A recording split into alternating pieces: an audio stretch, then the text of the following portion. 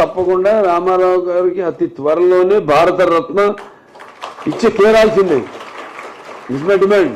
నాకు ఇచ్చినందుకంటే కూడా I want నాన్నగారికి భారతరత్న రావాలి. ఎందుకంటే మన దేశంలోనే ఒక సంస్కరణను అంటే పేదవారికి ఒక ఈ ఇన్సెంటివ్స్ అయితేనేమి ఇవన్నీ తీసుకొచ్చిన ఎంతమంది ఉండొచ్చు. అంతకుముందు ప్రధానమంత్రులు ఉండొచ్చు, వాళ్ళ లిబరలైజేషన్ చేసి ఉండొచ్చు కంట్రీని.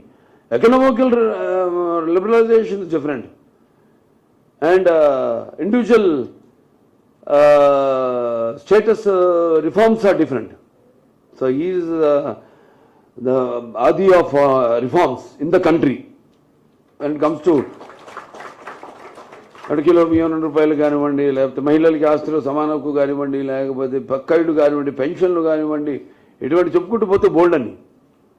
సో అతి త్వరలో ఆయన కూడా భారతరత్న ఇస్తుంది ప్రభుత్వం, తప్పకుండా కేంద్ర ప్రభుత్వం. సో నాకు ఇది ఇచ్చి నన్ను ఈ పద్మభూషణ్ భరించినందుకు, అలాగే నాతో పాటు ఎంతోమంది వివిధ రంగాల్లో వాళ్ళని కూడా ప్రభుత్వం ఇచ్చి సత్కరించుకుంది.